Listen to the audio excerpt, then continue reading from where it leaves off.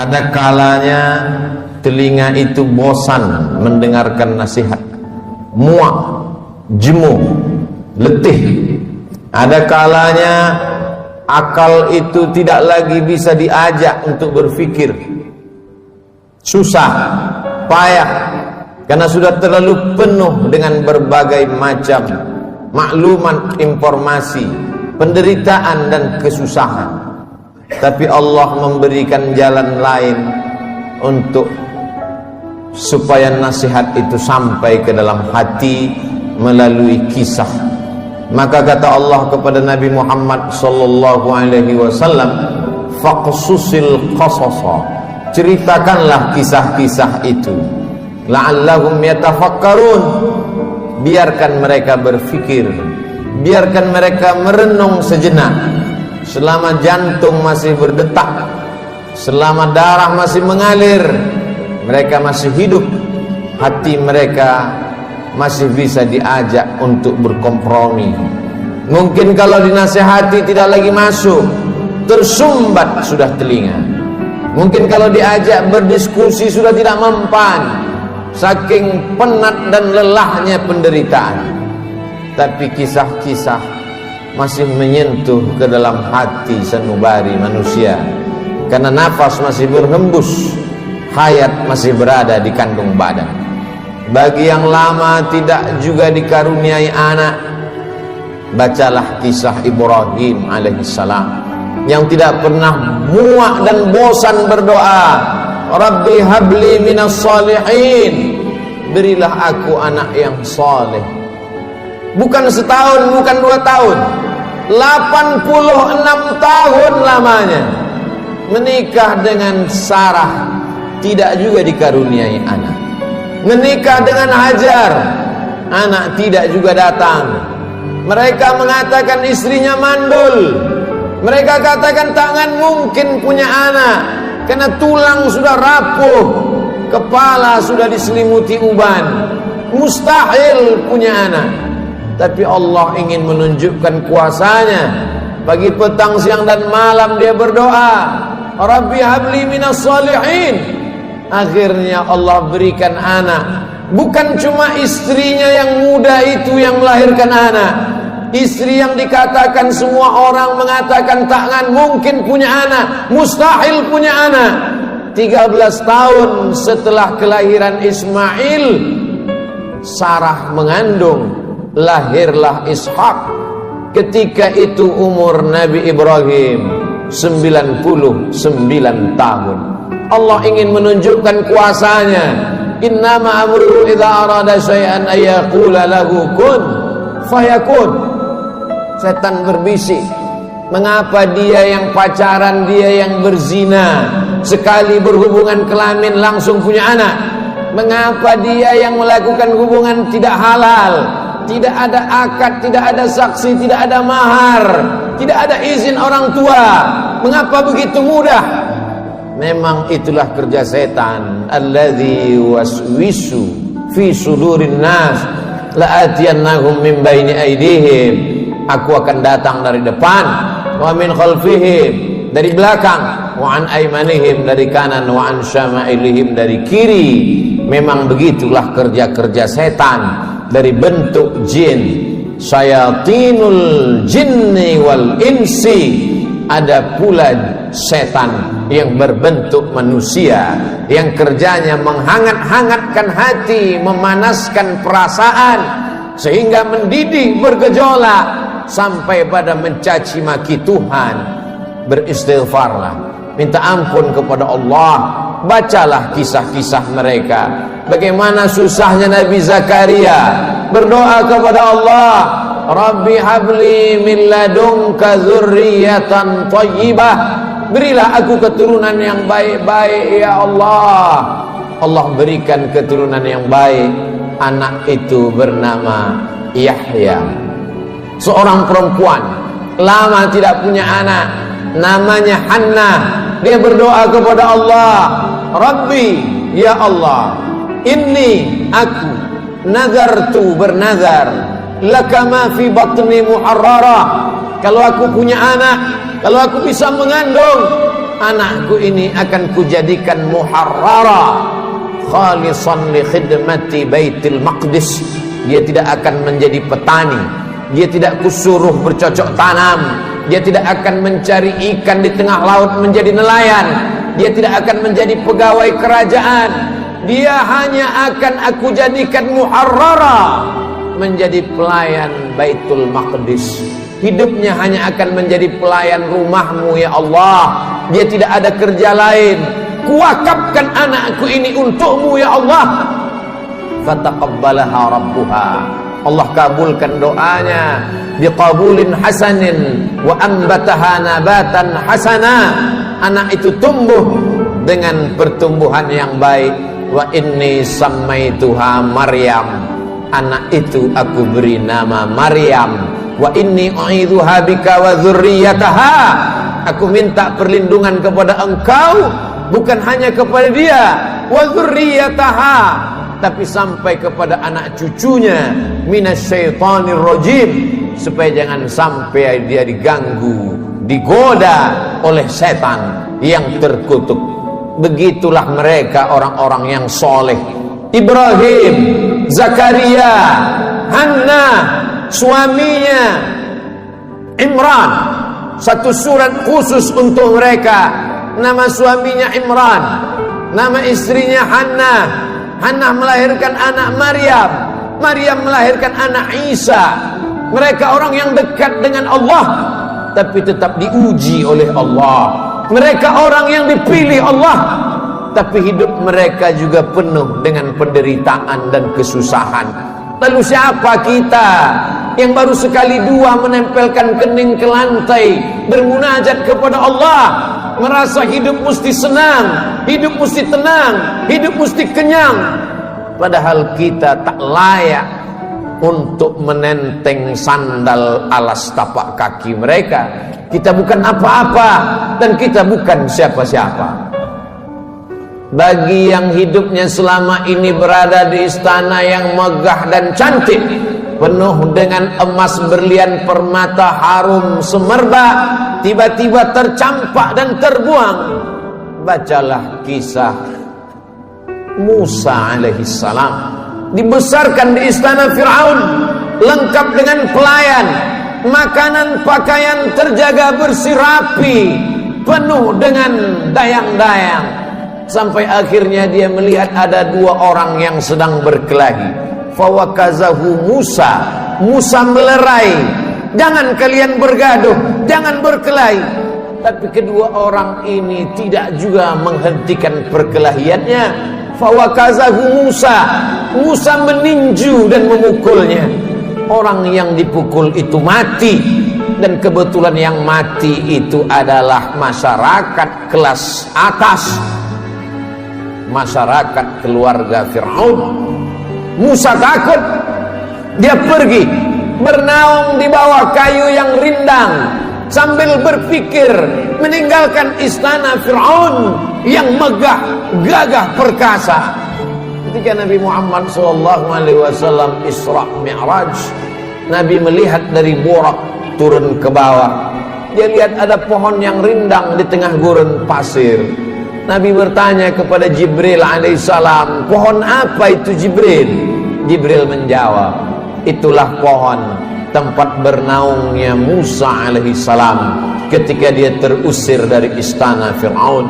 Ayah tidak ada, ibu tidak ada, istri tidak punya, anak apalagi, sebatang kara, terbuang jauh dari istana. Satu-satunya berpegang teguh hanya kepada Allah. Orang yang bersama dengan Allah hatinya menjadi ramai walaupun dia di tengah kesunyian.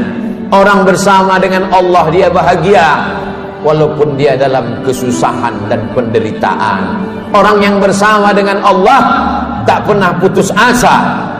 Bersama dengan harta akan binasa, bersama dengan kemegahan, kemuliaan, jabatan akan berakhir. Bersama dengan dia, siapa dia? Al-Hayyu Maha Hidup. Bersama dengan dia, siapa dia? La ta'khudhuhu sinatun wala naum. Dia yang tak mengantuk dan tidak tidur. Ternyata itu hanya skenario Allah. Allah ingin melepaskan Musa dari kungkungan harta benda, dari cengkraman kekuasaan Fir'aun terlaknat.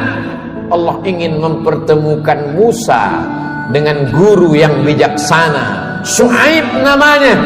Dari kejauhan Musa melihat orang ramai. Ternyata mereka ngantri untuk mengambil air di sebuah sumur tua yang pintunya tertutup batu yang besar.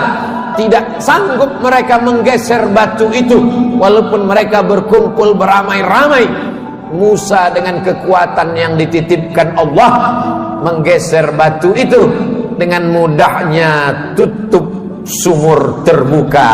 Nabi Musa melihat ada perempuan yang jauh di barisan belakang. Dia panggil perempuan itu untuk mengambil air. Ternyata perempuan itu membalas budi Musa.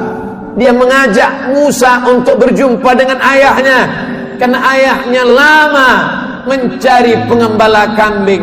Apa kata si anak? Inna khaira man ista'jartal qawiyul amin. Kalau kau ingin mencari pengembala kambing ayah, selama ini kau susah mencari anak muda, pilihlah anak muda ini.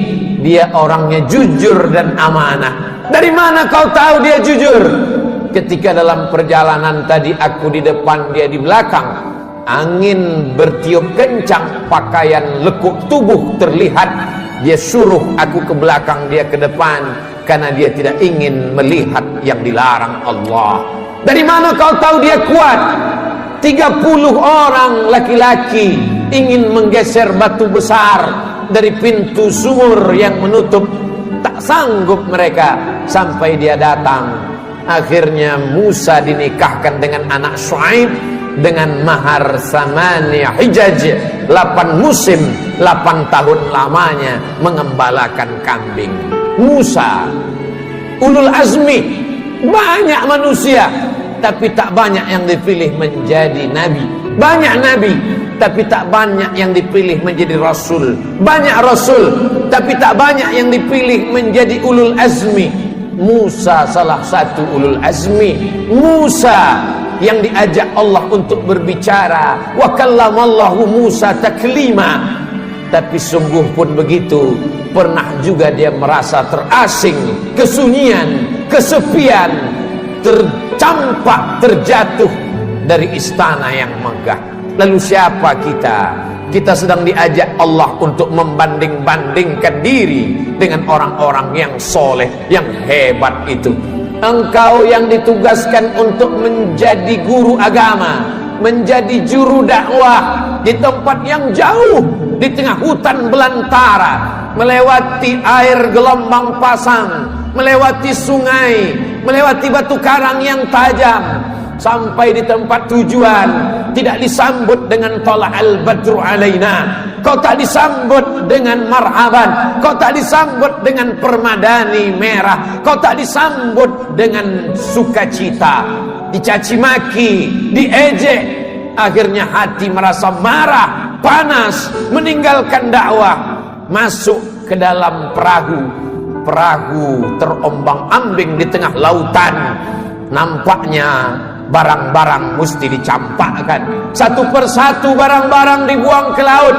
Namun perahu tetap juga penuh akan tenggelam. Mau tidak mau, suka tidak suka, penumpang mesti diundi. Dan undian itu jatuh ke tanganmu 3 kali.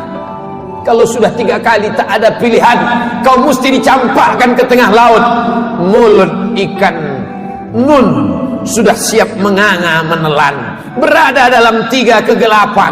Gelap malam, gelap lautan, gelap perut ikan. Ada kalanya kita merasakan kegelapan, hutang keliling pinggang, satu pun tak ada yang suka.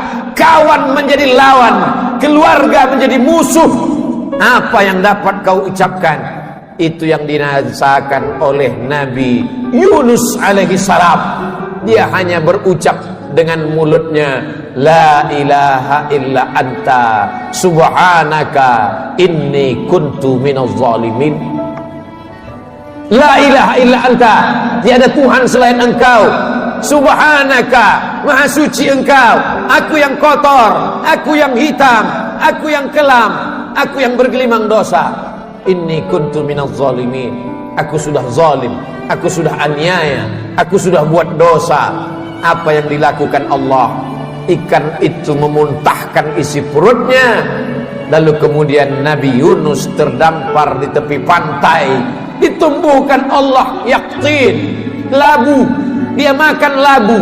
Hari ini ahli medis, para pakar gizi menganjurkan orang yang sakit untuk memakan buah labu, makanan yang baik untuk penyembuh orang yang dalam keadaan sakit. Ternyata Allah tahu apa yang ada dalam hatimu. Siapakah engkau bila dibandingkan dengan Nabi yang dipilih Allah? Ada kalanya engkau terjatuh, masuk ke dalam lautan. Lautanmu bukan lautan Nabi Yunus, perut ikanmu bukan perut ikan Nabi Yunus, gelapmu bukan gelap Nabi Yunus. Tapi kesulitan-kesulitan hidup yang datang silih berganti, tak ada yang dapat kau lakukan kecuali berkata la ilaha illa anta subhanaka inni kuntu minaz zalimin. Ada orang-orang yang mengajak engkau untuk berargumentasi, untuk berlaga, tapi bukan dengan otot. Mereka mengajak engkau berkelahi, berdebat dengan otak. Otakmu cerdas, IQ-mu hebat, IP-mu tinggi, sarjana S1, S2 dan S3, kau akan menang melawan mereka. Mereka bertanya, a'anta fa'alta hadza bi alihatina? Kaukah yang sudah menghancurkan berhala-berhala kami? Kaukah yang sudah meluluh lantakkan sembahan-sembahan kami? Dengan ringan dia menjawab, bal fa'alahu kabiruhum hadza. Bukan aku yang menghancurkannya. Yang menghancurkan berhala ini, patung-patung ini adalah patung yang paling besar. Lihat dari lehernya ada kampak. Dialah yang sudah menghancurkan. Ternyata orang-orang yang hebat berargumentasi itu, ketika dia kalah, dia tidak pakai otaknya, tapi yang dia pakai ototnya, yang dia pakai tenaganya, yang dia pakai kekuasaannya, yang dia pakai jabatannya. Kumpulkan semua kayu-kayu, bakar. Mereka membakar Nabi Ibrahim karena kalah berdebat dengan otak. Mereka pakai otot, jabatan, kekuasaan, tenaganya mereka pakai. Bakar, harriquhu, bakar dia. Tidak ada tempat berserah diri kecuali Allah. Nabi Ibrahim hanya meminta, bermohon kepada Allah. Apa yang dikatakan Allah, apa yang dikirimkan Allah. Allah tidak kirim tayran ababil. Allah hanya berkata, ya nar, wahai api, kuni bardan, sejuklah, wasalaman, selamatlah ala Ibrahim. Api itu redup, api itu yang selama ini membakar, menghanguskan, meluluh lantakkan, membinasakan. Tapi kali itu Ibrahim keluar dari api unggun dalam keadaan salaman ala Ibrahim, selamat untuk Ibrahim. Ibrahim kita ucapkan bukan sekedar pemanis bibir di ujung lidah. Ibrahim kita sebut kama sallaita ala Ibrahim wa ala ali Ibrahim, kama barakta ala Ibrahim wa ala ali Ibrahim. Kalau anakmu mati, ternakmu mati, kebunmu kering kerontang, segala penghasilanmu hilang, tak cukup sampai di situ, penyakit pun datang, orang-orang menjauh. Bacalah kisah Nabi Ayub alaihissalam. Adakah Nabi Ayub berkeluh kesah? Adakah Nabi Ayub berkata, aku ini Nabi, kenapa anakku mati? Aku ini Rasul, kenapa ternakku mati?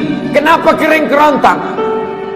Dia hanya berkata, Rabbi, ya Allah, anni massaniyad dur, aku kena penyakit ya Allah, wa anta arhamur rahimin, engkau maha penyayang di antara yang sayang.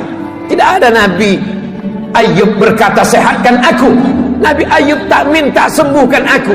Dia hanya berkata anni massaniyad dur, aku kena penyakit ya Allah, wa anta arhamur rahimin, engkau maha penyayang di antara yang sayang. Dia malu meminta kepada Allah, dia malu berkeluh kesah kepada Allah, dia malu malu adalah satu cabang dari iman. Malu kepada manusia biasa, malu kepada malaikat biasa, tapi ini malu berkeluh kesah kepada Allah, malu meminta kepada Allah. Itulah akhlak para nabi. Faqsusil qasasa, ceritakan kisah-kisah itu, la'allahum yatafakkarun, mudah-mudahan mereka berfikir. Kembali kepada Al-Quran, baca Al-Quran, baca terjemah, baca kisahnya, menyejukkan hati, menenangkan jiwa.